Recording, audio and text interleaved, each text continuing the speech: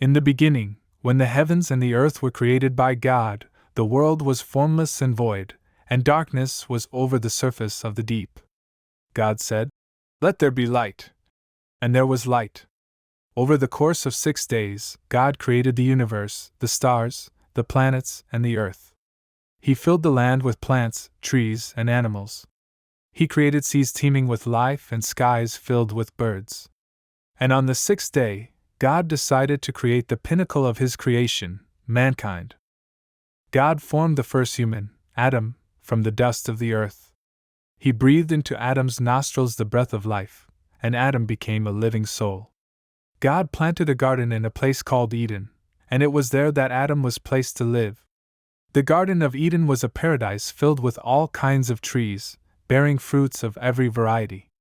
In the center of the garden stood 2 trees, the tree of life and the tree of the knowledge of good and evil. God commanded Adam, "You may freely eat from every tree in the garden, but of the tree of the knowledge of good and evil you shall not eat, for in the day you eat of it, you shall surely die." Adam lived in the garden, naming the animals and tending to the plants, but soon it became clear that he was alone. Though surrounded by the beauty of nature and countless creatures, there was no one like him with whom he could share his life. God said, "It is not good for man to be alone. I will make a helper suitable for him."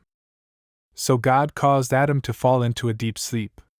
While Adam slept, God took one of his ribs and formed it into a woman. When Adam awoke, he saw her and exclaimed, "This is now bone of my bones and flesh of my flesh. She shall be called woman, for she was taken out of man." The woman was named Eve, and together, Adam and Eve lived in harmony within the garden, walking with God in the cool of the day. For a time, everything was perfect.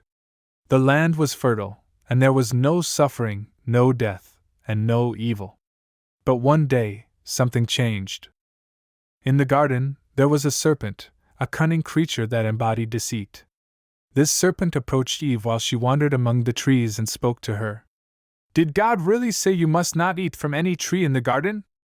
Eve replied, "We may eat the fruit from the trees in the garden, but God did say, 'You must not eat from the tree that is in the middle of the garden, and you must not touch it, or you will die.'"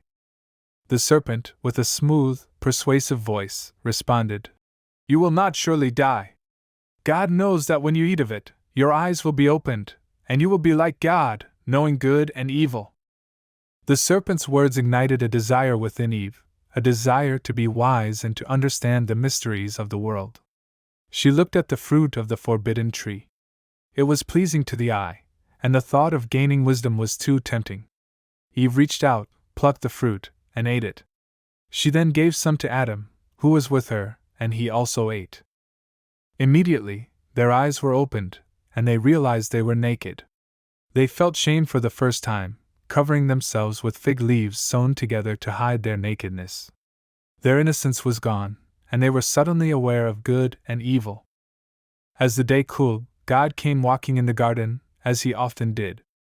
But Adam and Eve, now ashamed of their disobedience, hid themselves among the trees. "Where are you?" God called out. Adam, trembling, replied, "I heard you in the garden, and I was afraid because I was naked, so I hid." God asked, "Who told you that you were naked?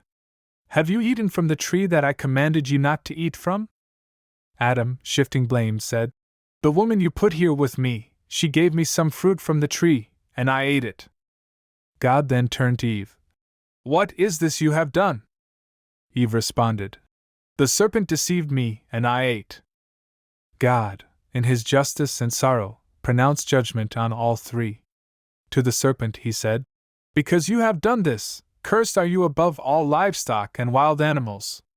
You will crawl on your belly and eat dust all the days of your life. I will put enmity between you and the woman, and between your offspring and hers. He will crush your head, and you will strike his heel." To Eve, God said, "I will greatly increase your pains in childbearing. With pain you will give birth to children. Your desire will be for your husband, and he will rule over you." And to Adam, God said, "Because you listened to your wife and ate from the tree about which I commanded you, you must not eat of it. Cursed is the ground because of you.